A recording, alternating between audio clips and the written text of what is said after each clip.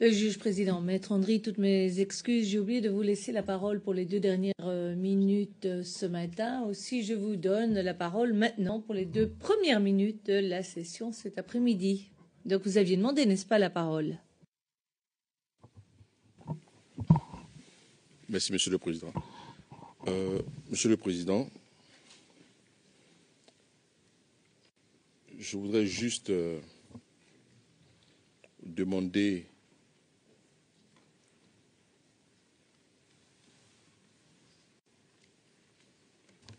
Yes, please. D'accord. Je voudrais juste revenir sur un point qui avait été donc abordé hier par ma consoeur, Maître Josette Kadji, à savoir l'appellation du témoin par son nom. Monsieur le Président, nous n'avons pas de problème qu'on appelle un témoin par son nom. Le procureur va finir, nous aussi nous allons avoir notre tour de parole, on pourra en faire autant. Mais nous voulons revenir justement pour qu'on ait une précision. Est-ce que, à compter de ce jour, les autres témoins à venir pourront aussi bénéficier, entre griffes, de ce privilège d'être appelés par leur nom, s'ils le veulent? Nous voulons juste une clarification pour les choses à venir. C'est pour ça que j'avais juste demandé 2 minutes. Je n'irai pas plus loin, je pense que nous sommes compris. You have been clear enough.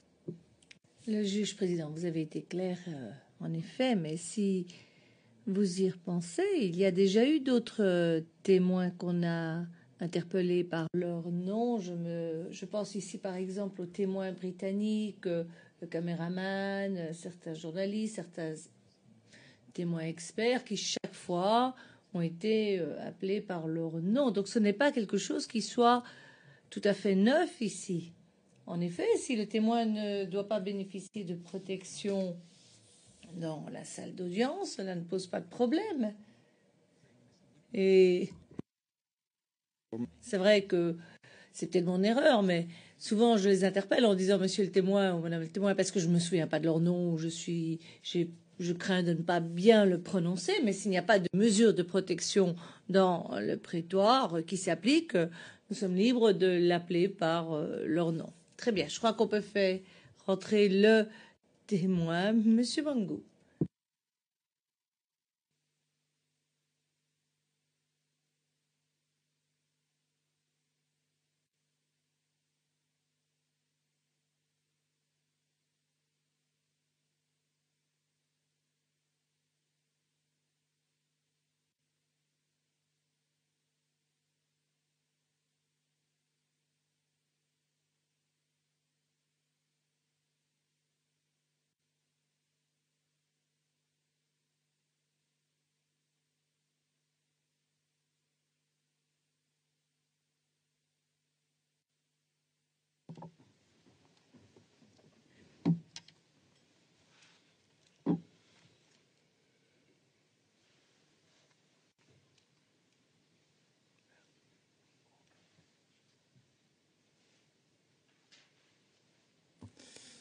Good afternoon, Mr. Mangou. Président. Bonjour, bon après-midi, monsieur Mangou.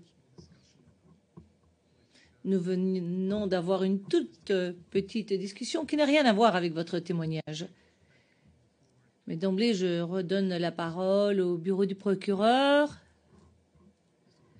à la personne de monsieur MacDonald. Thank you, Your Honor. Monsieur MacDonald. Merci, monsieur le Président. Monsieur Mangou, nous allons continuer. On s'est laissé avant la pause déjeuner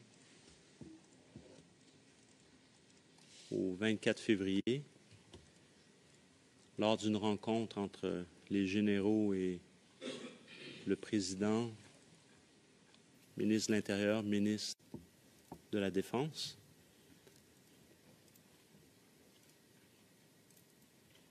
Que se passe-t-il? Comment se termine la rencontre, le meeting? Donc, à l'issue de cette rencontre, le président nous confie une nouvelle mission. C'est de libérer l'axe c'est de libérer l'axe Maka à Bangourou.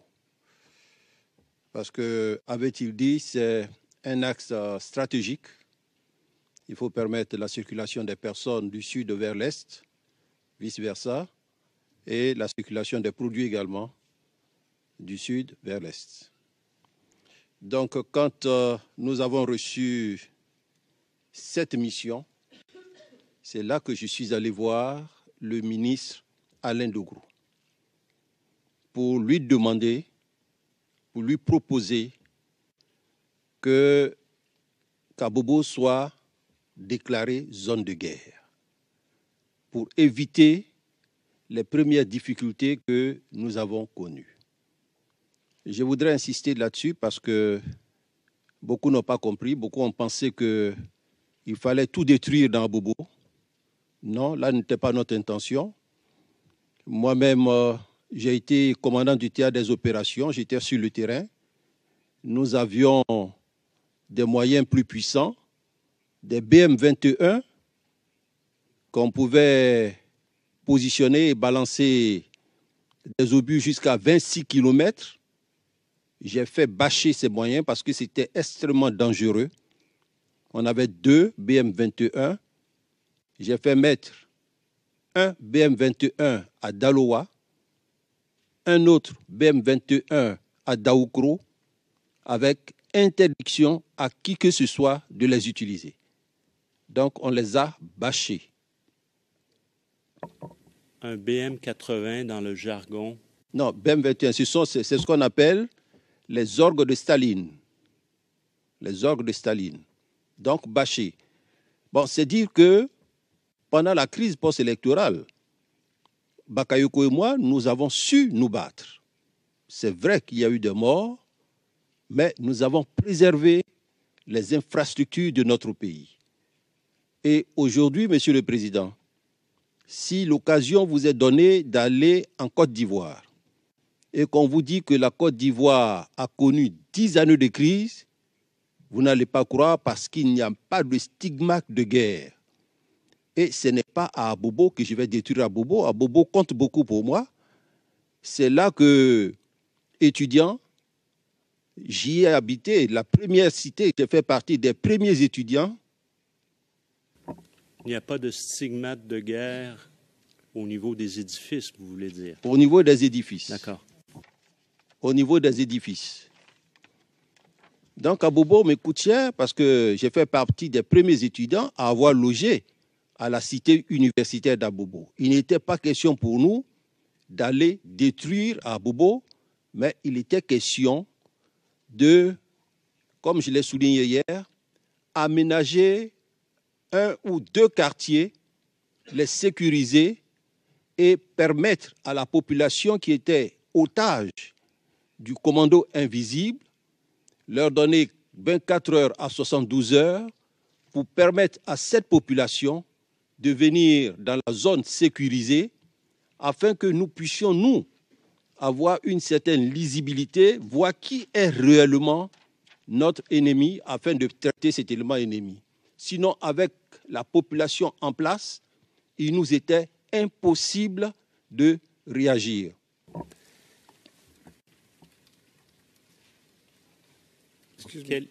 Quel quartier? Could we see?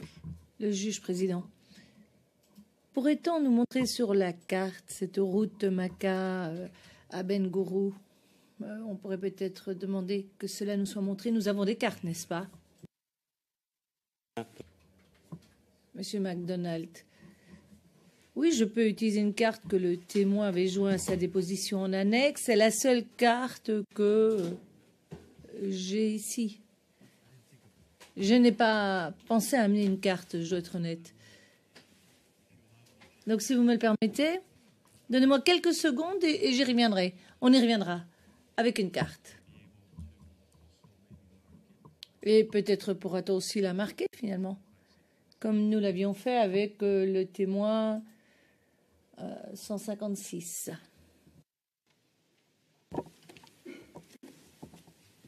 Monsieur Mangou, quels sont les quartiers ou les sous-quartiers d'Abobo que vous aviez en tête à ce moment-là? Alors, en ce moment, on avait en tête tout le quartier après le rond-point d'Abobo,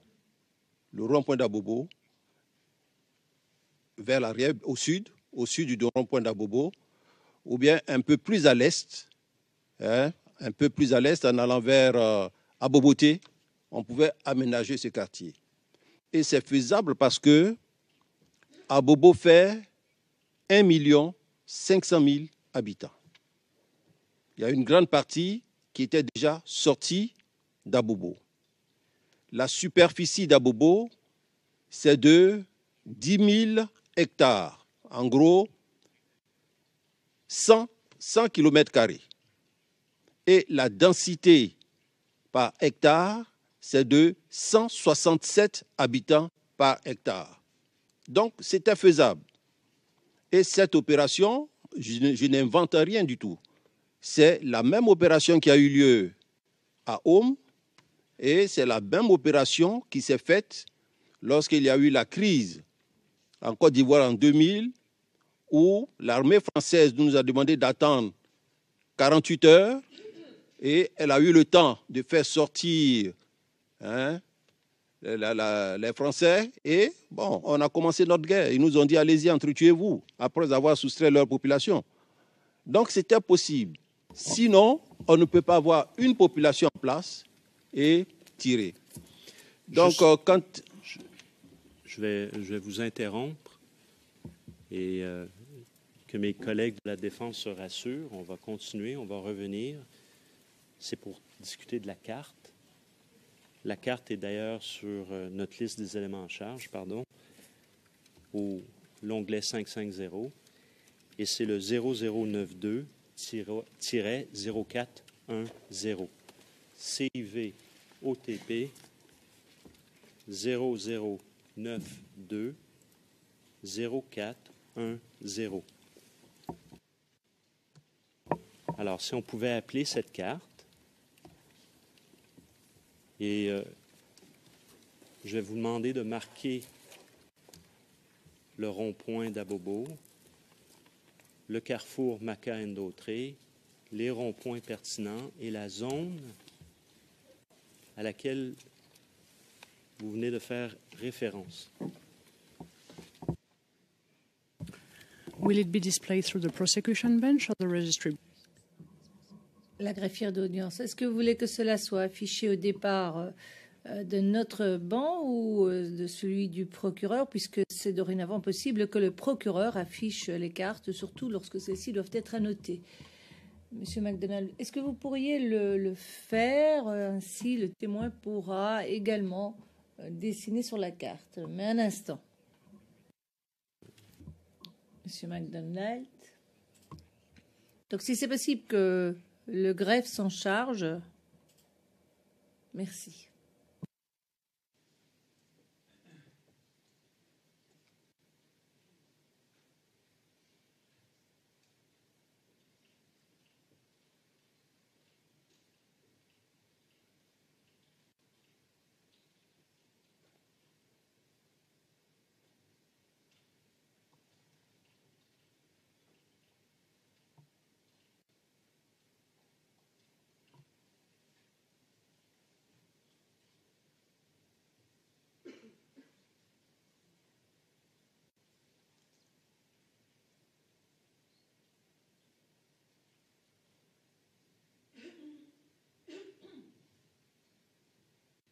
I'm going to try to guide. Okay. Now, this size... Monsieur McDonald, je vais essayer de guider. Le centrage est très bon. Par contre, il faudra agrandir et peut-être descendre par rapport au vert. Là, arrêtez-vous, parfait. Et agrandir encore un peu. OK. Approximativement, où se trouve la Maka? Alors, vous voyez où se trouve Andokwa? On va vous demander de marquer. Vous avez un outil. On va vous expliquer comment ça fonctionne. Can your court usher please help?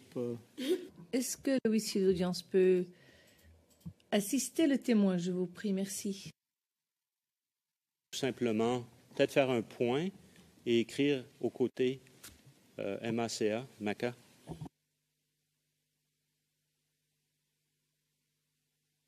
Donc vous avez là Andoka, on a cette route.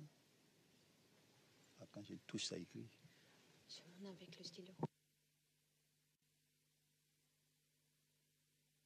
On peut faire un essai qui ne comptera pas.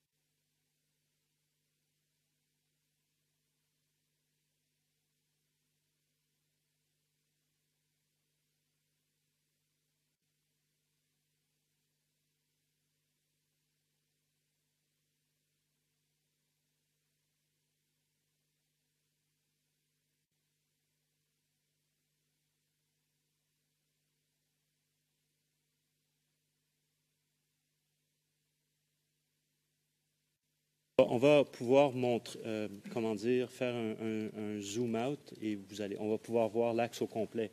Mais, Monsieur Mangou, au sud-ouest donc de la forêt, vous avez fait un point rouge.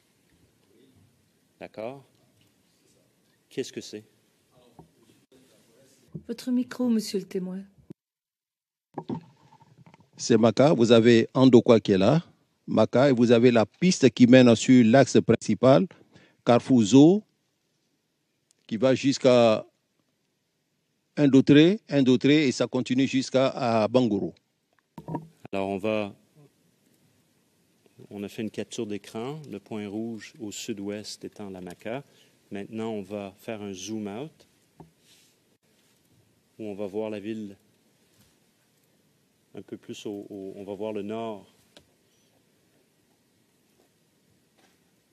Donc, on voit une route qui longe à l'ouest de la forêt du Banco. C'est bien ça. Vers le nord. C'est bien ça.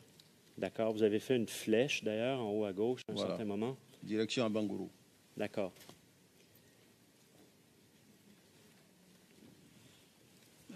Alors, Madame Greppi, si c'était possible de faire un zoom out.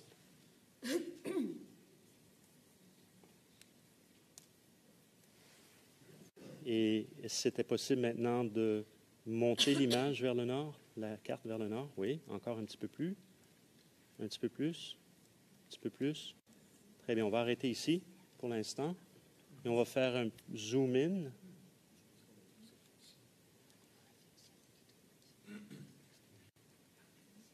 D'accord. Très bien. Est-ce que vous voulez qu'on aille encore plus un zoom in ou est-ce que c'est suffisant pour les besoins de la discussion? Votre micro, s'il vous plaît. Discussion. C'est suffisant. D'accord. Alors, je vais vous demander de marquer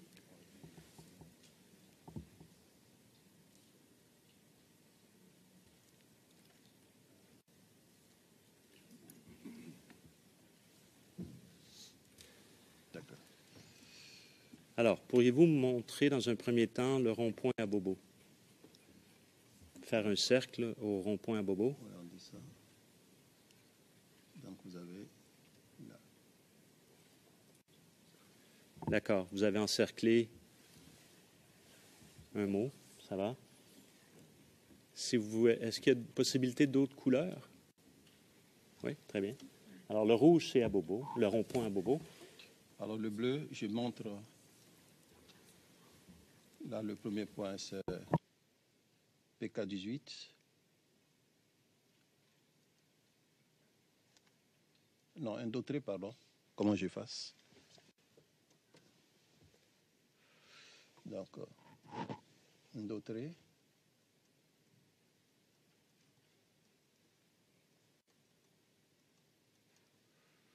PK18.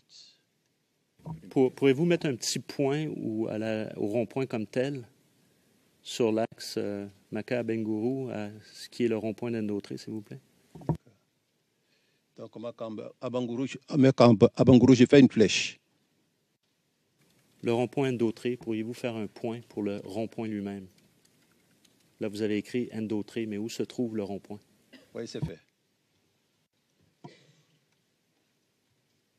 Et je crois que... C'est ce que vous demandez? Parfait. Et il y a une autre couleur, je crois, le vert, pour le rond-point PK18, s'il vous plaît. Donc, c'est facile. Okay. Le vert pour PK18.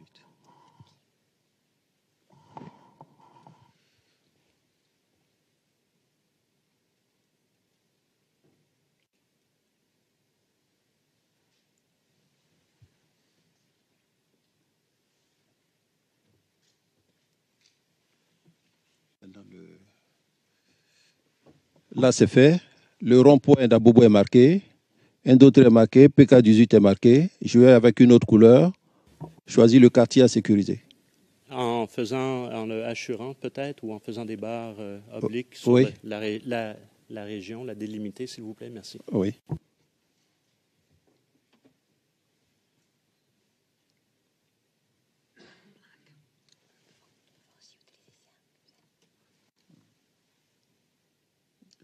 Je cherche l'université. Là, à partir d'ici déjà, on peut descendre.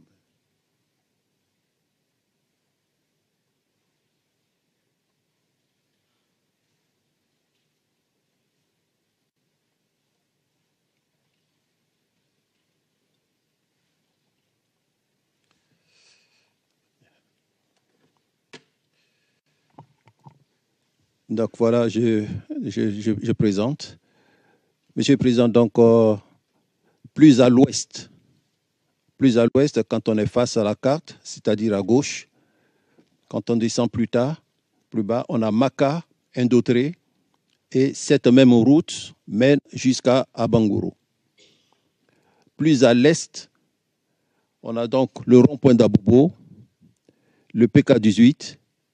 Cette route mène jusqu'à Agnama, et à hauteur d'Agnama, a la possibilité de rattraper la route Indautré à Bangourou pour mener également vers Abangourou. Donc, à partir du rond-point, on peut sécuriser un quartier en arrière, et surtout qu'on a l'université d'Abobo, où déjà stationnent nos éléments, ils mettent une grande partie de la population à l'université d'Abobo. Là-bas, à l'université d'Abobo, on a les infrastructures, les étudiants. Donc, on pouvait y mettre la population. Et on menait l'opération sur 48 à 72 heures, 72 à 48 heures, à ce qu'on avait demandé. Donc,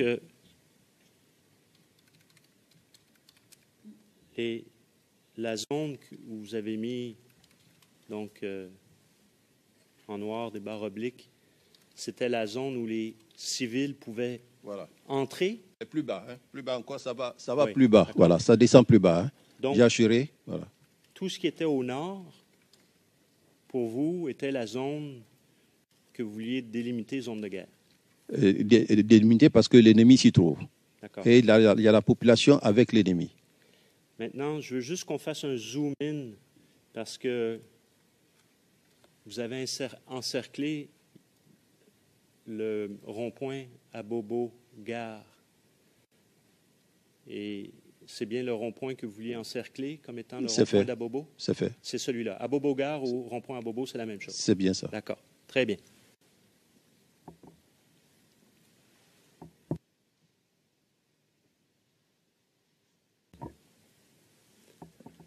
Continuez. Bien, donc, c'était pour expliquer. Donc, je suis allé voir le ministre de la Défense pour lui faire la proposition.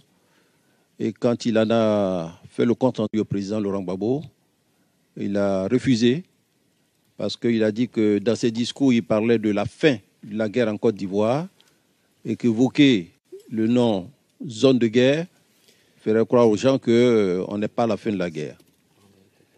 Alors, je suis arrivé au centre opérationnel et avant de reprendre la deuxième phase de l'opération, j'ai donc, puisqu'on fait toujours un briefing avant le début de l'opération, j'ai dit que nous allons remplir la mission que le président nous a donnée, c'est-à-dire libérer l'axe Maka-Ndotré. Mais c'est sûr qu'on va retomber dans les mêmes erreurs parce que j'avais proposé au ministre que Abobo soit déclaré zone de guerre, mais il a refusé. Et c'est de là que c'est parti, Abobo zone de guerre. Donc, comme on était infiltrés, les gens ont fait passer les renseignements et même le commando invisible a été informé. Donc, nous avons repris notre opération, ce qui a fait dire au général Guébi ici, on va, on vient, on va, on vient, qu'on menait la contre-offensive. Non, non. Il s'est trompé, ce n'était pas la contre-offensive. La contre-offensive, c'est une offensive qui répond à l'offensive de l'ennemi. Or, l'ennemi n'était pas en mouvement offensif. L'ennemi était en place. Donc, c'est plutôt nous qui allons vers lui. Donc, la deuxième phase de l'opération, on a pris donc toutes les mesures qu'il faut. Et les missions qui ont été données, ça a été les mêmes missions. Reconnaître l'axe Maka-Ndotré, axe rond-point d'Abobo, PK18, prendre contact avec l'ennemi. Donc, nos éléments ont commencé. Il faut dire que la deuxième phase de l'opération, ils ont beaucoup fait attention, par mesure de prudence. Mais ils sont allés jusqu'à Ndotré et au PK18. Ils y sont arrivés. Et quand ils sont arrivés, l'ennemi a replié. Très sincèrement, l'ennemi a replié. Donc déjà, on était à Ndotré, on était au PK18. Mais là, on est arrivé très tard la nuit. On est arrivé très tard la nuit. Et pour pouvoir repartir, il nous fallait des effectifs. Parce que quand une unité conquiert un espace, elle reprend sa progression, on y met un autre effectif pour faire des patrouilles, pour éviter que l'ennemi, en arrière de notre dispositif, ne nous crée des surprises.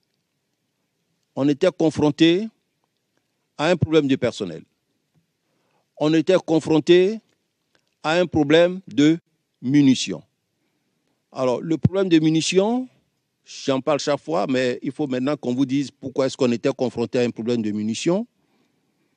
Quand nous étions sur la ligne de front, nous sommes partis pratiquement les mains vides. Et on avait une AMR 90 et quelques armes.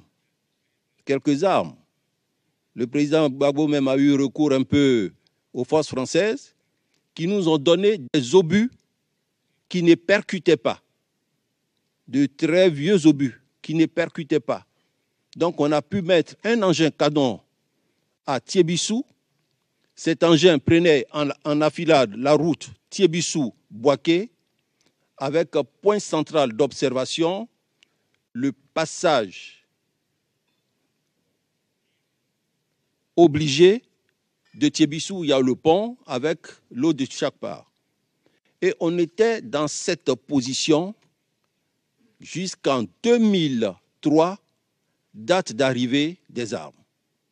On a pu avoir des munitions, on a pu avoir des armes, on a même eu des chars, je dis bien des chars de bataille russes, gros comme ce n'est pas permis.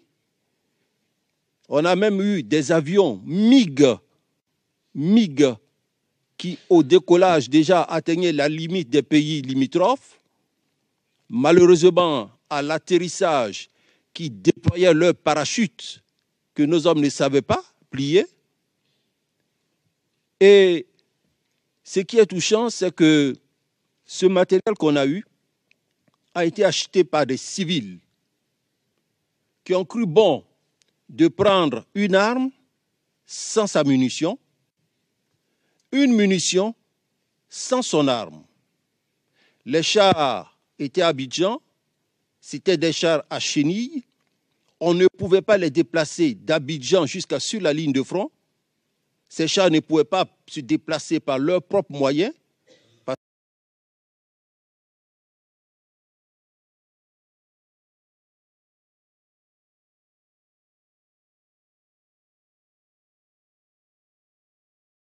Des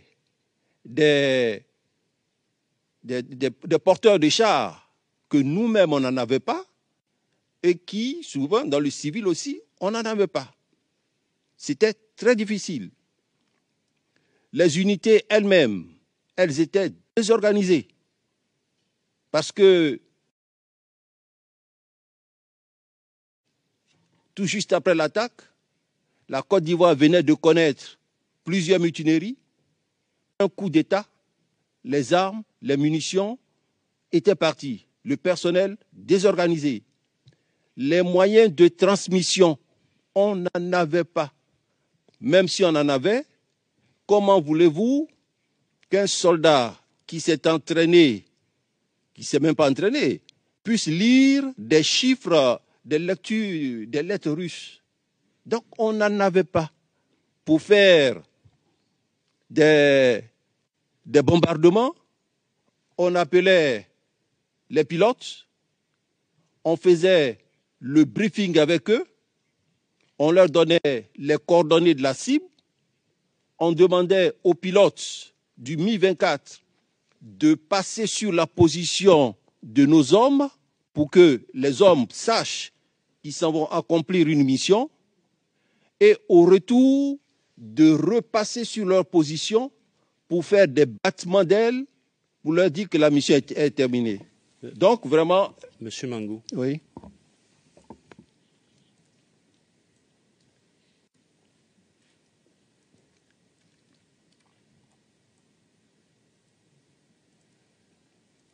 Revenons à la mission. À la mission, l'offensive en question, car là, vous êtes à l'aviation, comment elle se déplaçait et comment elle pouvait identifier des cibles, alors que on sait tous que l'aviation n'était pas impliquée à cette date. Donc, non, vous avez raison. De là le fait que je vous interrompe, oui, merci. Monsieur le Président. Et je vois que mon collègue est debout pour justement, parce que je viens d'interrompre le témoin. I see it as well. Maître Boudion. Oui. Monsieur le Président, comme je vous l'avais fait remarquer hier et aujourd'hui par ailleurs, le témoin est en train de parler des problèmes de transmission. En train de parler des problèmes de transmission, je ne vais pas entrer dans les détails, mais l'accusation sait bien que c'est un des points focaux de cette procédure-là. Et chaque fois qu'on arrive à ce point, le témoin est coupé, il est interrompu. Ça fait deux ou trois fois qu'on a la même réaction de l'accusation. Je trouve que ce n'est pas juste. Si le témoin a un problème à évoquer, qu'on le laisse finir. Ça fait 2 fois qu'il est interrompu sur le même fait. Je pense que ce n'est pas juste. Qu'il faudrait qu'on laisse le témoin aller au bout des problèmes de transmission qu'ils ont connus.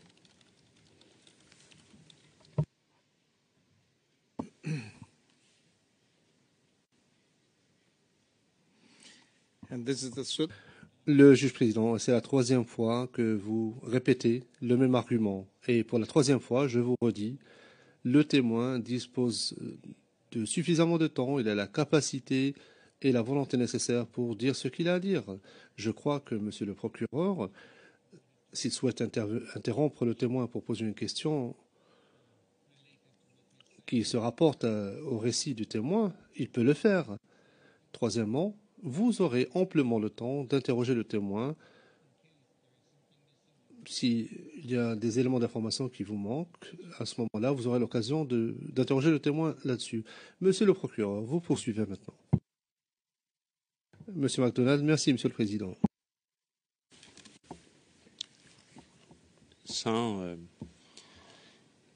Restons toujours à la période de la deuxième offensive. Donc, on est la nuit. On est au rond-point, aux deux positions. C'est là où on en était. Que se passe-t-il? Alors, ce qui se passe, c'est que normalement, l'unité devait, comme je l'ai dit, reprendre la progression. Mais compte tenu d'un certain nombre de facteurs, les hommes ne pouvaient pas. C'est pourquoi je veux expliquer, parce qu'il y a le problème de munitions et le problème d'armes. Donc, j'expliquais que les premières munitions, nous les avons reçues en 2013. En 2013, ces munitions ont servi pour les combats sur le terrain. Mais 2003, pardon. Mais il se trouve que de 2003 à 2010, nous avons subi plusieurs attaques. Nous avons subi l'attaque d'Anyama. Nous avons subi l'attaque de Noé. Nous avons subi l'attaque du camp d'Akwedo. Nous avons subi l'attaque au niveau d'Abangourou, au niveau d'Aboville. Et il y a eu une journée entière, dans le mois d'octobre, je crois, où policiers et gendarmes de Yopougon-Trois-Rouges ont passé une journée entière pour un problème entre eux dans un bar à se tirer dessus. Dans l'armée, quand vous faites des dépenses de munitions, il faut les remplacer. Et là, on ne pouvait pas avoir de munitions parce que nous étions sous embargo. Donc, il ne restait plus de munitions. Il y avait ce problème. Le deuxième, parce que là même, il ne restait plus de munitions. C'est pour cela, lorsqu'on devait faire la sécurisation du processus, l'accord demandait 8 000. Moi, j'ai dit au président Babou, mais monsieur le président, on nous demande de fournir 4 000. Bakayoko 4 000 et moi 4 000. Je n'ai pas les moyens. Je n'ai pas de munitions. Et la réponse ce jour-là du président Babou était « Allez-y, prenez des bâtons, c'est des opérations de maintien de l'ordre. » Or, quand moi j'ai 4 000, il y a au moins 1 500 qui sont en armes et le reste n'a pas d'armes. Je vous rappelle aussi que pour ce problème de munitions, on nous a dit « Mais ce n'est pas des Kalash qu'il vous faut, c'est des PA. » On a envoyé un officier aux États-Unis pour acheter des PA. Il a été bloqué par les Américains qui l'ont pris pour un marchand d'armes. Il est resté là-bas. Donc tous ces problèmes ont fait qu'on n'a pas reçu de munitions et ça a vraiment pesé sur nous. Le deuxième problème qu'on a rencontré, c'est le problème d'effectifs. Le problème d'effectifs. Je disais que pour une mission comme ça, quand vous avez conquis les 2 points, vous reprenez la progression et les autres font la sécurisation. On n'avait pas cet effectif pour faire la sécurisation. Le troisième problème, concernant toujours les hommes, il y avait une démotivation au niveau des hommes qui savaient déjà les résultats du vote et qui ne voulaient pas se battre. Ils ne voulaient pas se battre. Il y a d'autres qui ont été déçus par les propos du président quand, en 2007, une folle rumeur a couru les camps pour dire que le président allait donner à chaque soldat qui allait sur la ligne de front la somme de 6 millions. Le président a convoqué les soldats au palais présidentiel en présence de leur chef et a permis aux soldats de s'exprimer et de dire tout ce qu'ils voulaient de leur chef. Quand moi j'ai pris la parole, j'ai dit que je n'étais pas un mercenaire, que moi je me suis battu pour la République et qu'en contrepartie, si l'État devait faire quelque chose pour nous, c'est plutôt des décorations, mais jamais tendre l'argent pour prendre, quoique se tendre la main pour prendre de l'argent. Mes soldats m'ont hué à la présidente de la République. Le même soir, quand je suis sorti, j'ai appelé le président, j'ai demandé à le rencontrer et il m'a reçu. Je lui ai dit, monsieur le président, je suis venu pour vous rendre ma démission. Il m'a dit non, ce n'est pas le moment. Donc, ces hommes-là ont été un peu découragés par les propos tenus par le président qui, ce jour-là, a dit « Vous n'avez pas gagné la guerre, je n'ai rien à vous donner. » Parce que là, ça a démotivé entièrement la troupe.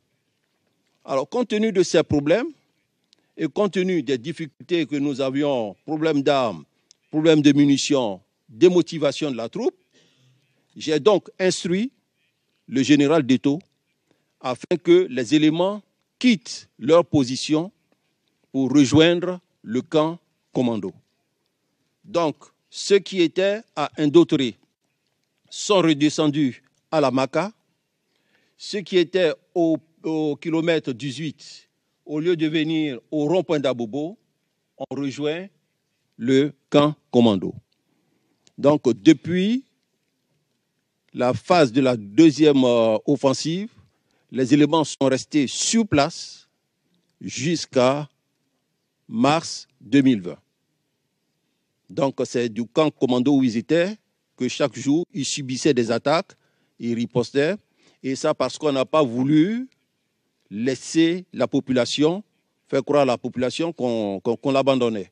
Donc, on a dû maintenir les éléments en espérant qu'on nous fournisse des armes, des munitions, mais ce n'est pas venu. Je voudrais donc profiter de cette occasion pour demander pardon à la population d'Abobo pour qui on n'a pas pu faire grand-chose, mais surtout demander pardon à ceux d'Anonkwa. Parce qu'une nuit, on a été informé, mais malheureusement, on n'avait pas de munitions pour voler au secours de cette population. Donc vraiment, je voudrais leur demander pardon et dire que si on n'a pas pu le faire, c'était indépendant de notre volonté parce qu'on était à court de munitions. Et ça, on ne pouvait pas l'annoncer aux gens. Il y a eu 2 groupes de personnes qui sont passées me voir à l'état-major. Il y a eu... Monsieur Mangou. C'est surtout la munition, oui. Monsieur Mangou. Oui. Je m'excuse de vous interrompre, mais il faut clarifier certains points à un certain moment avant de trop s'éloigner.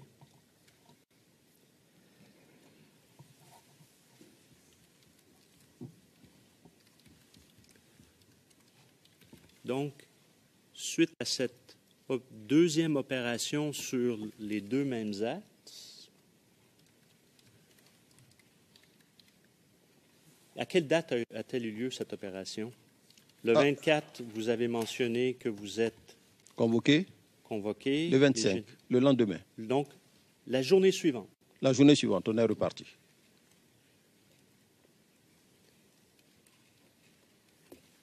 Et c'est quand s'est fait le retrait ou le cantonnement de toutes les troupes au camp commando? Est-ce que c'est le 25 au soir ou est-ce que c'est à ce moment-là le 26? On a commencé le retrait le 20. Le 20 jusqu'au 26, on est parti. On n'est pas parti d'un trait. On est parti élément par élément. Non, écoutez ma question. Cette seconde offensive, en date du 25, oui. Vous montez sur Indautré oui. et sur PK-18. Oui. Les troupes de PK-18, vous venez de mentionner, ne sont pas restées. Non. Ils sont retournés au camp commando. C'est bien ça. C'est à quelle date que ça se fait? C'est le même soir. Le même soir, donc le 25. C'est bien ça. D'accord. Et à partir de cette date-là, elle reste au camp commando. Elle reste au camp commando.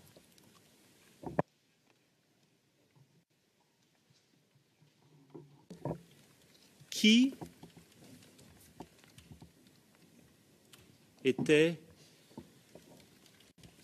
sur le terrain, menait les troupes sur l'axe Maka-Indautré et qui menait les troupes du rond-point à Bobo sur PK-18, sur le terrain? Alors, à ce niveau, je ne pourrais pas vous donner de nom. Je sais que plusieurs chefs se sont succédés, mais côté Maka, j'avais quand même, c'est quand même Toili, côté Maka. Côté rond-point, je n'ai pas le nom du chef. Peut-être que le général Doto pourra s'en souvenir, mais je n'ai pas le nom du chef. Si je vous dis Doumbia. Non, ce n'est pas Doumbia. Doumbia a dû commander un peu à partir du camp commando quand ils étaient au camp commando, mais ce n'était pas lui. Il est passé aussi. Sinon, pour ceux qui étaient au camp commando, il y a eu Doumbia, il y a eu Nyawa Dablé, il y a eu Nyamke, mais ils sont nombreux à être passés parce qu'ils se relayaient. Donc, on vient de parler de deux choses différentes pour que la Chambre suive bien. On parle des commandants qui mènent les opérations sur le terrain le 25 sur les deux axes. Et puis les commandants qui seront responsables des troupes au camp commando à partir du 25. C'est bien ça. D'accord.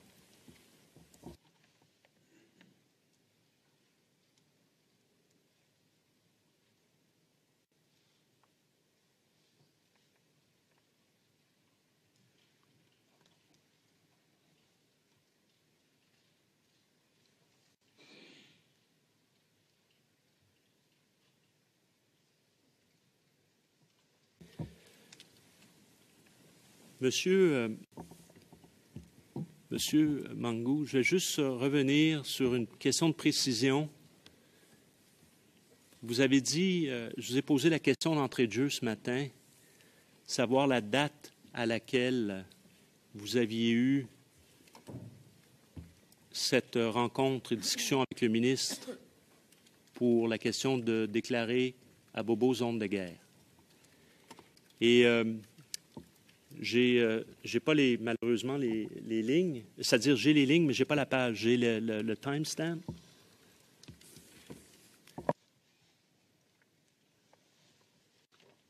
Mais je vais lire. Donc à 9h34, 21, la question, on peut retrouver la page.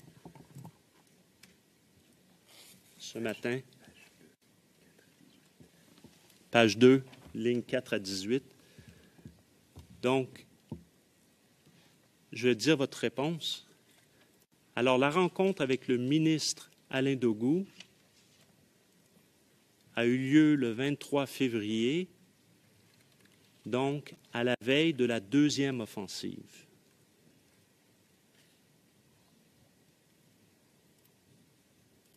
Donc, je voudrais juste clarifier pour que ça soit certain. Qu'on soit certain, il peut y avoir, que vous clarifiez, est-ce avant ou après votre rencontre avec le président et les généraux où il y a la carte? C'est après la rencontre avec le président à la présidence de la République. Voilà. Donc, si vous avez marqué, on a marqué 23, ça doit être une erreur de date. Voilà. Donc, la même journée que votre rencontre avec le président et les généraux. Voilà. Le 24.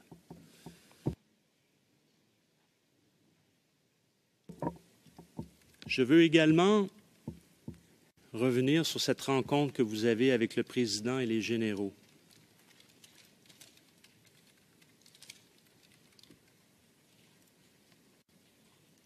A-t-il été question, en présence du président et des généraux et des deux ministres auxquels vous avez fait référence,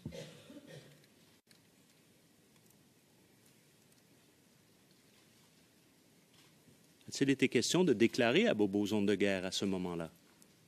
Non. Non, il n'a pas été question. On n'en a même pas parlé. La raison pour laquelle je vous pose cette question, vous avez suivi les débats, vous avez donc entendu le témoignage de M. Kassaraté et Bipoint sur cette question. Non, on n'en a pas parlé et je l'ai relevé ici. Je l'ai relevé parce que le général Guébi Point disait que ça faisait partie de la planification et il a même dit que c'était une idée du président. Donc on en a discuté au centre opérationnel, mais le SEMA n'a pas voulu. On ne sait pas ce qui s'est passé. Hier, j'ai dit l'idée de déclarer à Bobo zone de guerre était une proposition faite par moi.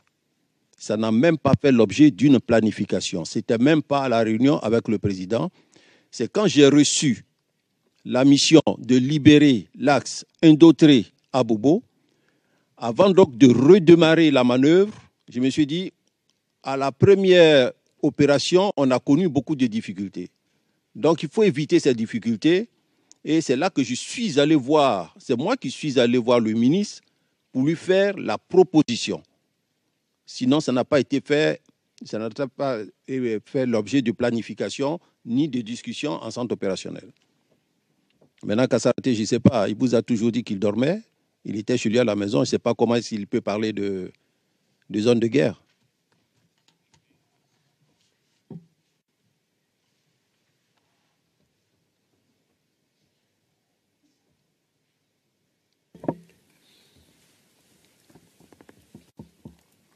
Est-ce que,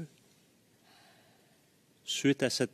Est-ce qu'au sein des généraux, au sein des FDS, que ce soit vos collègues de la gendarmerie, que ce soit votre collègue de la DGPN, que ce soit vos autres collègues au sein des forces de FANCI, en avez-vous discuté entre vous?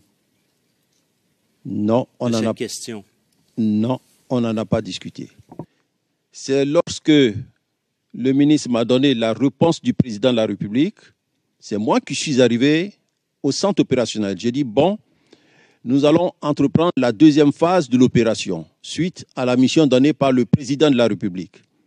J'avais voulu qu'on ne tombe pas dans les mêmes erreurs qu'à la première offensive, donc j'ai proposé au ministre de voir le président pour que Abobo soit déclaré zone de guerre, mais le président a refusé. Donc, nous allons prendre l'opération. Et c'est là que ça a fuité, parce qu'on était quand même infiltrés. Hein. Donc, les gens ont pris cette information, ils l'ont divulguée un peu partout. Voilà. Sinon, ça n'a pas fait l'objet d'une discussion ni d'une planification. Parce que je sais que Gébi vous a dit, on a discuté de ça. Ce n'est pas vrai, on n'a pas discuté de ça. Donc, juste pour bien comprendre votre témoignage toujours, il y a le président, il y a le ministre de la Défense et vous-même. Les trois seules personnes qui ont été témoins de cette demande. Non, le président n'était pas là. On a fini notre réunion. Nous sommes sortis de la présidence. Et moi, j'ai suivi le ministre, je suis allé lui faire la proposition, puisque le lendemain, on devait commencer la mission. Voilà, donc ce n'était pas en présence du président, c'est le ministre et moi qui en avons parlé comme ça. C'est moi qui lui ai fait la proposition. Et en votre présence, il a téléphoné le président. Il a appelé après, il m'a informé que le président a dit non. Voilà. Très bien.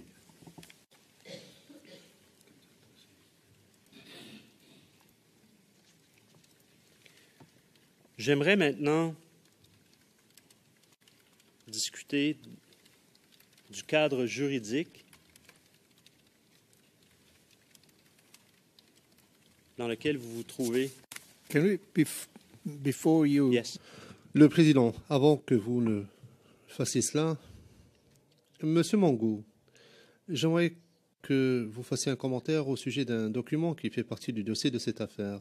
Je vais demander à Mme la caissière de mettre à disposition le document CIVOTP 00450359. Monsieur McDonald, j'y arriverai, Monsieur le Président, j'y arriverai. Le Président, oui, zone de guerre, il s'agit de la zone de guerre. Vous vous apprêtez à aborder un autre sujet. Monsieur McDonald, non, je vais y arriver plus tard, je peux vous l'assurer. Le Président, oui, j'aimerais... Monsieur McDonald, interrompant, bien.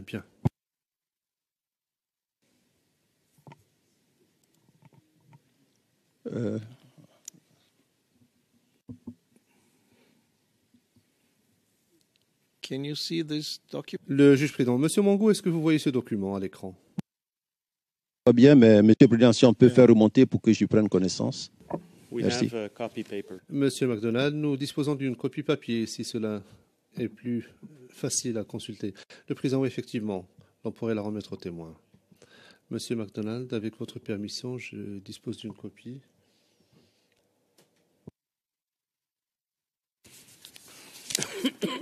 Also maybe take out Le juge président. Il convient aussi de supprimer. Le président n'a pas terminé sa phrase. Bien. Monsieur McDonald, 00490359, c'est cela? Oui, j'ai une copie, le président. Très bien. Est-ce que vous pouvez remettre cette copie papier au témoin? Madame l'huissière.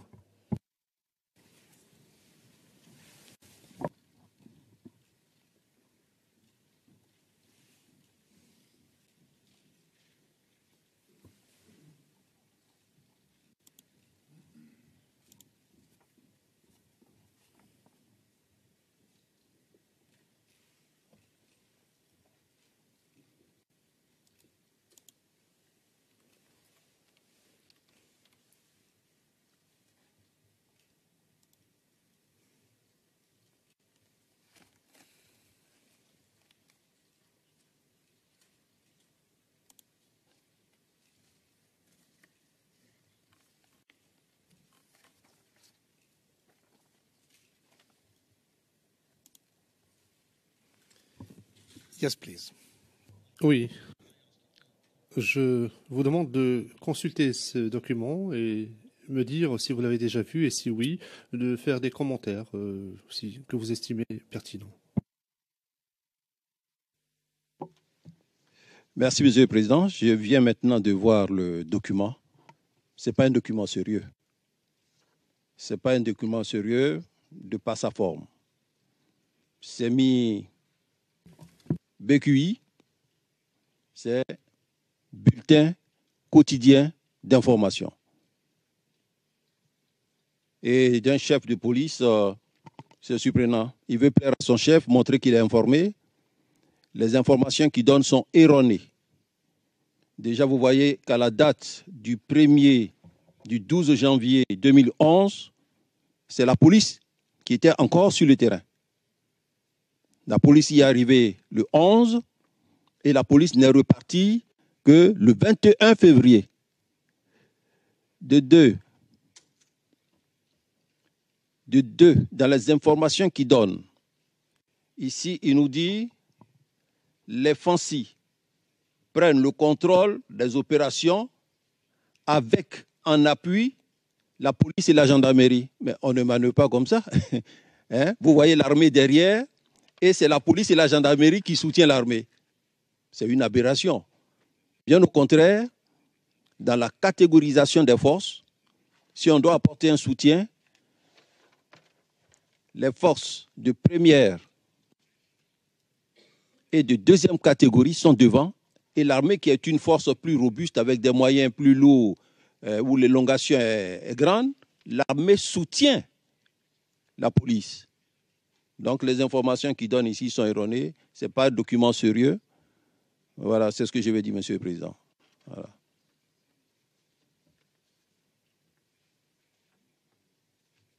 So you have never seen it? Le juge président, donc vous ne l'avez jamais vu? And do you know... Le juge président. Et vous connaissez la personne qui l'a signé? Okay, thank you very much. Très bien, merci beaucoup. Je redonne la parole au procureur. Thank you, Your Honor. Merci, Monsieur le Président. Oui, vous pouvez le laisser de côté, on va le reprendre. Alors, j'aimerais qu'on revienne au cadre juridique.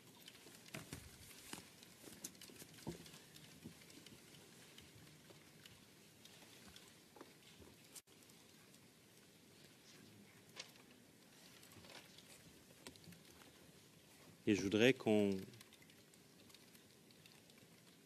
au moment des opérations, soit celle du 23 février ou soit celle du 25 février,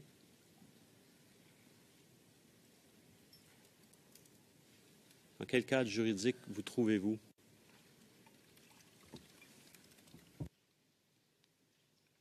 Les forces étaient requises. Donc nous agissions sous réquisition.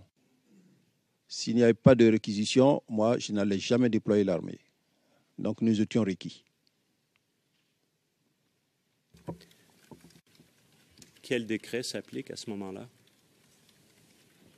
Alors, je n'ai pas le numéro du décret, mais c'est une réquisition qui a été prise par décret présidentiel, par le président de la République, pour nous demander d'intervenir dans tout Abidjan. Et ce décret fait référence à quel décret antérieur pour encadrer cette réquisition? De manière, il y a le décret nous intimant de travailler avec nos frères des Forces Nouvelles, le décret 2007, du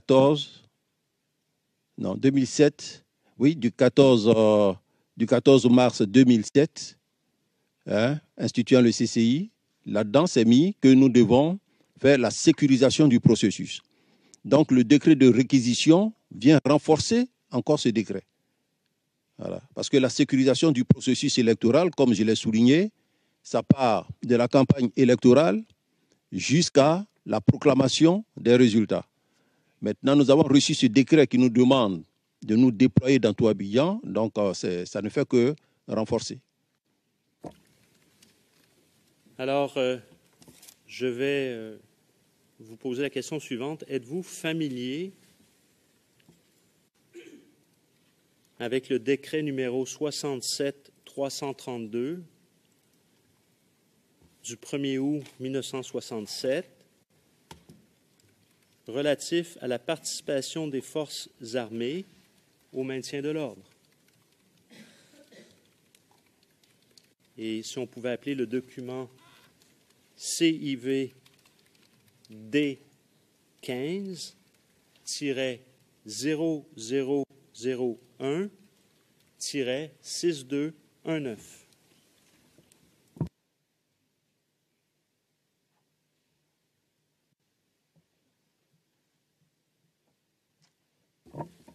Et c'est à l'onglet 50.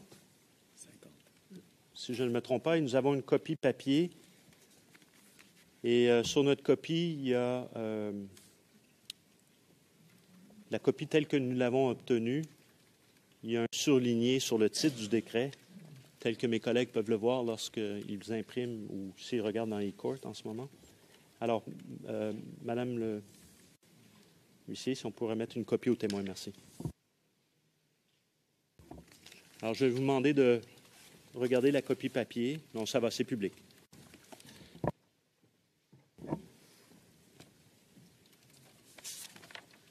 Prenez le temps de vous familiariser avec le document.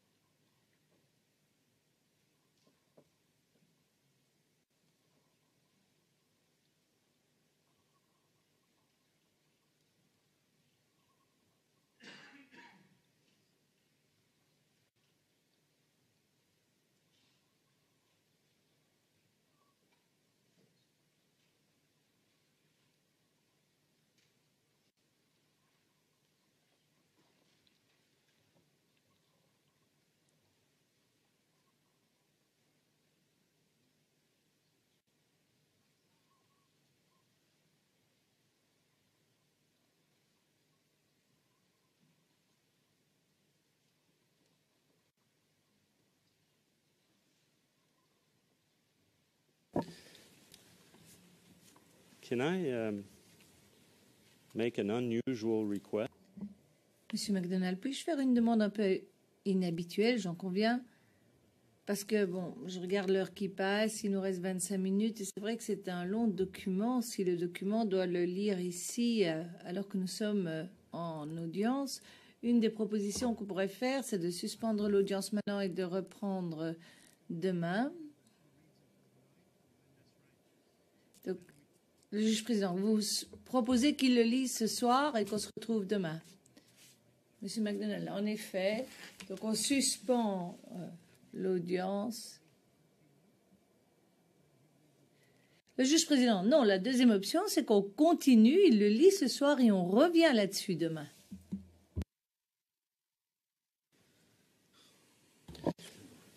Bon, je vais poser mes questions sans que le témoin ait fini de...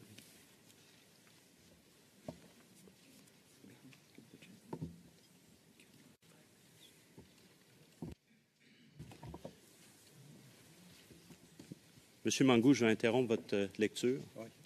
Vous avez déjà vu ce document? Non, jamais. Jamais? Jamais. Alors, la raison pour laquelle je vous pose cette question, c'est que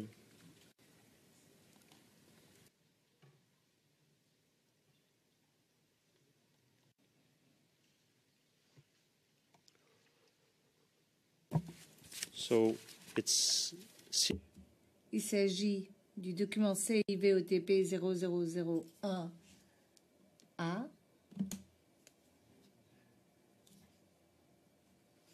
0047 et nous l'avons l'onglet 86. Et alors, de manière plus précise, je peux vous dire que je crois que je voudrais la page 48.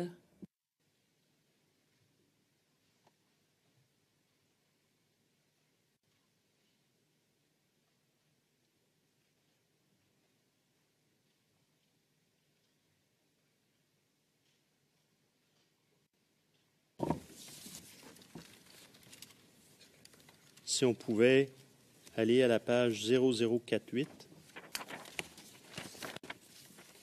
si on pouvait mettre l'emphase sur le décret 2010-306 à droite qu'on a vu.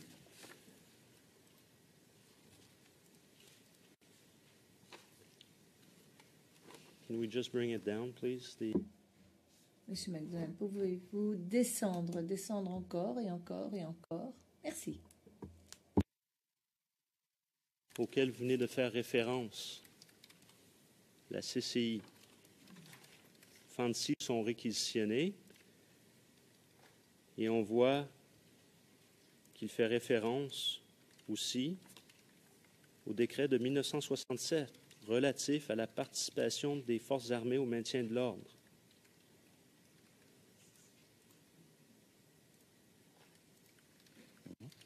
C'est la raison pour laquelle je vous demandais si vous avez déjà vu ce décret. Non, je n'ai pas vu ce décret. Je n'ai pas vu ce décret. Donc, M. Mangou, vous n'avez jamais vu le décret de 1967? Non. D'accord. Quelles étaient donc les règles applicables lorsque l'armée est réquisitionnée et qu'il n'y a pas de déclaration de guerre? Il n'y a pas de déclaration de zone de guerre. Alors, quelles sont les règles que vous deviez respecter selon les lois applicables en Côte d'Ivoire à l'époque? Alors, ce décret, je ne sais pas s'il est encore d'actualité, parce qu'il est quand même, il a été pris depuis 1967, c'est-à-dire à l'année de l'indépendance de la Côte d'Ivoire, où le contexte est tout autre. Le président Houphouët voulait d'une petite armée, bien équipée, bien entraînée. Et ici, il est fait référence au maintien de l'ordre. Au maintien de l'ordre. Et il y a bien une partie qui parle des autorités militaires. Or, nous, ce que nous avons appris, l'armée n'est pas là pour maintenir l'ordre. Le plan de maintien de l'ordre est de la compétence des forces de première et deuxième catégorie. Mais quand une réquisition est remise, on se doit de prêter main forte à ces forces-là. Donc nous avons reçu du président de la République une réquisition. Monsieur Mangou, la réquisition, donc il y en a une le 14 novembre, vous en placez une seconde le 5 janvier Oui. 2011. Oui. Cette réquisition du 5 janvier 2011 est restée en vigueur jusqu'à quelle date? A-t-elle été révoquée, en d'autres mots, à quelque moment que ce soit, durant la crise? Elle a été prise pour nous permettre de faire la sécurisation d'Abidjan et faire face aux problèmes qui se posaient à Abobo. Donc, quand a-t-elle pris fin? La réquisition du 5 janvier 2011. Dès l'instant où nous, on n'a pas accompli la mission et qu'on a retiré nos troupes, la réquisition a pris fin.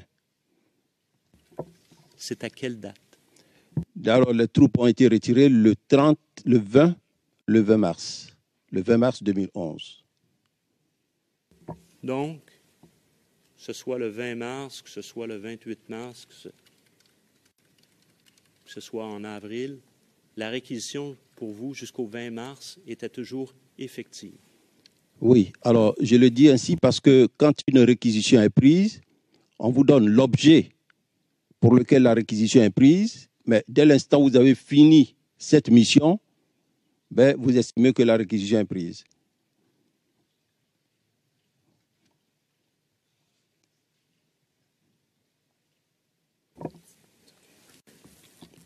Alors, toujours sur la question du décret de 1967 et la situation juridique dans laquelle on se trouvait, je demanderais est-ce qu'on amène, qu'on appelle la vidéo CIV OTP 0061 0567. Il y a également un transcrit correspondant, le CIV OTP 0094 0349. C'est de la minute 00 à la minute 2:50. J'ai une copie du transcrit pour l'interprétation, si jamais il n'y en a pas, et l'onglet 360. L'onglet 360. C'est un document de 2 pages, une page pour le texte.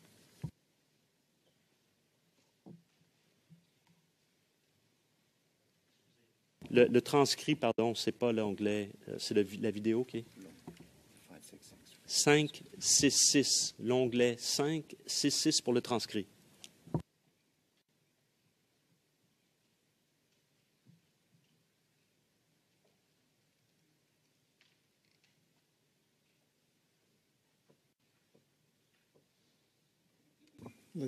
Let's bring it up, otherwise we...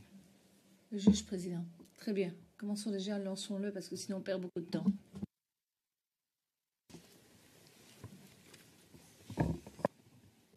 Can I give the hard copy of the transcript? Thank you. Peut-on lui donner une copie papier de cette retranscription, je vous prie?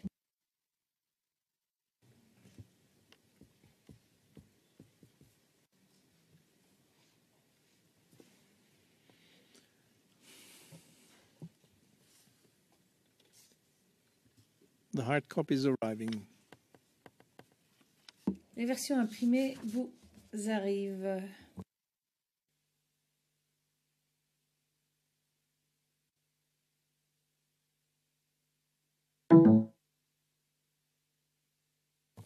Ready? Okay, let's go.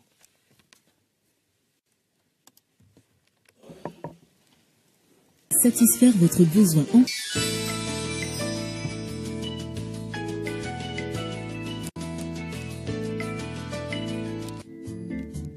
Par tout temps, retrouvez la météo avec Orange, leader de la téléphonie mobile en Côte d'Ivoire.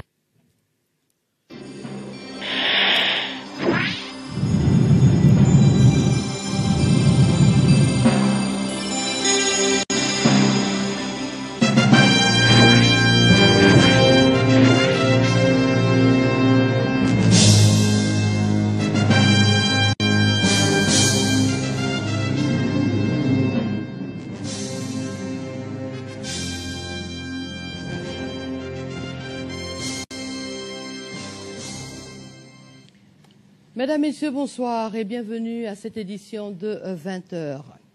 Je vous donne lecture d'un décret numéro 2011-81 du 11 mars 2011 portant institution d'un couvre-feu dans les communes d'Abobo et d'Anyama.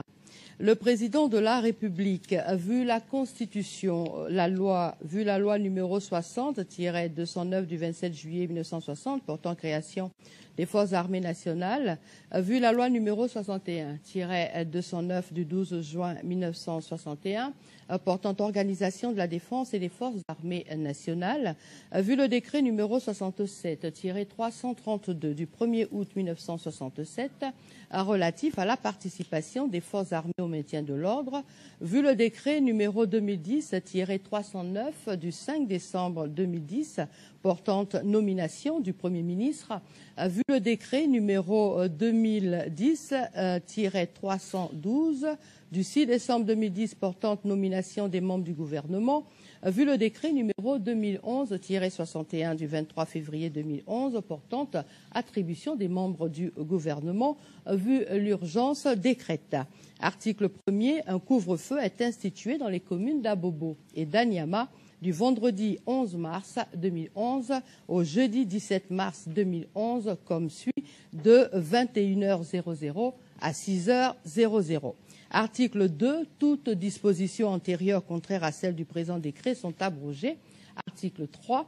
Le ministre de l'Intérieur et le ministre de la Défense et du Service civique sont chargés, chacun en ce qui le concerne, de l'exécution du présent décret qui sera publié selon la procédure d'urgence ainsi qu'au journal officiel de la République de Côte d'Ivoire. Fait à Abidjan le 11 mars 2011. La 265e réunion du Conseil de paix et de sécurité de l'Union. Arrêter.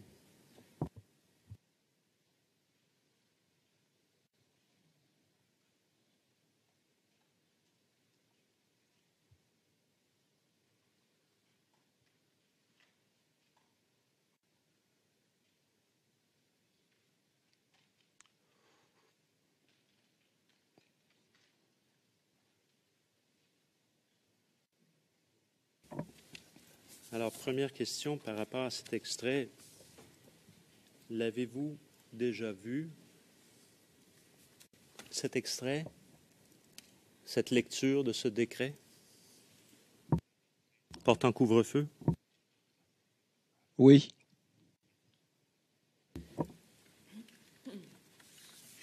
Alors, est-il fait référence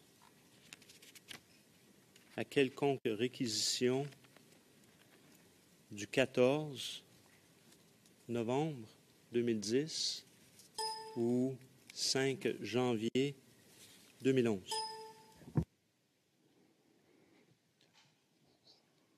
Bon, là, c'est un communiqué informant la population de ce qu'un couvre-feu va avoir lieu. Et les articles qui ont été cités, c'est le préambule. C'est comme ça que fait la confection d'un communiqué pour décréter un couvre-feu. Ce sont des préambules, on a pris les préambules, mais souvent on les choisit comme ça en fonction de certains tests, certaines activités qui s'y sont passées. Sinon là, il s'agit d'annoncer un couvre-feu.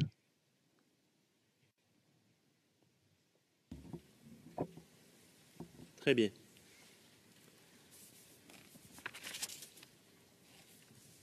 Donc, vous avez eu cette rencontre le 5 janvier.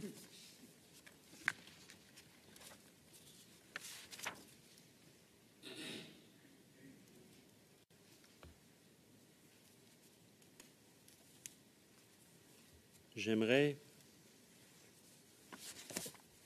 vous montrer une autre vidéo.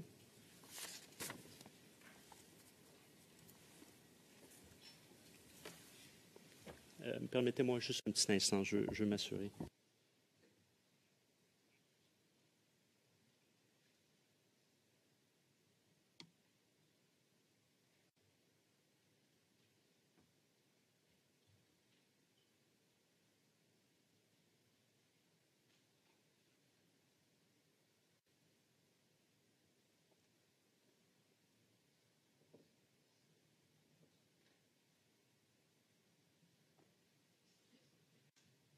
I'm sorry, Your Honor. Just a second. We're trying.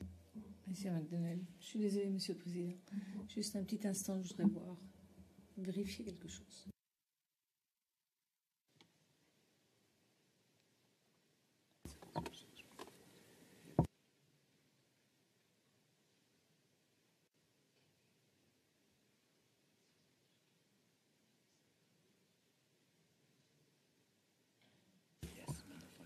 Alors, sorry, I'll speak in English. Je vais m'exprimer en anglais. J'aimerais que l'on puisse montrer la retranscription suivante. CIVOTP 0087 0644 et la vidéo qui y est associée, qui y est liée. C'est à l'onglet 530 pour les interprètes, précise la greffière d'audience. And the video is CIV OTP. Et la vidéo, c'est CIVOTP 0074 74 0079 à l'onglet 465. Nous allons jouer cette vidéo à partir de la minute 25:36 à 28:30. Il s'agit d'un message du 18 février 2011. Monsieur McDonald, est-ce que les interprètes ont l'exemplaire? Ils ont confirmé qu'ils avaient ce texte. Monsieur McDonald, parfait. Mais la greffière d'audience, c'est pour votre information, nous sommes en train de charger la vidéo sur notre système.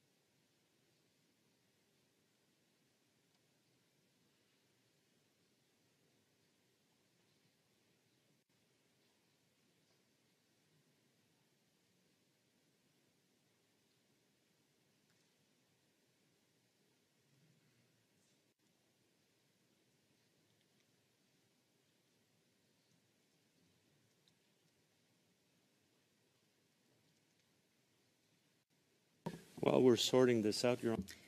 Monsieur McDonald, alors qu'on est en train d'attendre pour que ceci se règle, je voudrais vous dire qu'il a été impossible pour le bureau du procureur, quelques vidéos que ce soit au départ de notre banc ici dans le prétoire.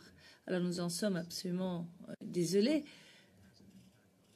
d'autant que cela influence sur les questions et la présentation de ces questions. Si nous pouvions y apporter solution d'ici demain, ce serait souhaitable parce qu'il est difficile d'avoir un flux continu. Je sais que l'équipe technique essaie de trouver une solution à ce problème. Le juge président, je peux vous assurer qu'ils vont y travailler toute la nuit s'il le faut. Monsieur McDonald, surtout puisque nous sommes ici depuis 18 mois, le juge président, cela fait 2 ans que nous sommes dans cette salle d'audience. Le micro de M. McDonald n'est pas branché. Can I propose... Le juge président. Nous sommes 10 secondes au-delà. Ça commence à 25-46, mais il nous faut 25-36 en fait. La greffière d'audience.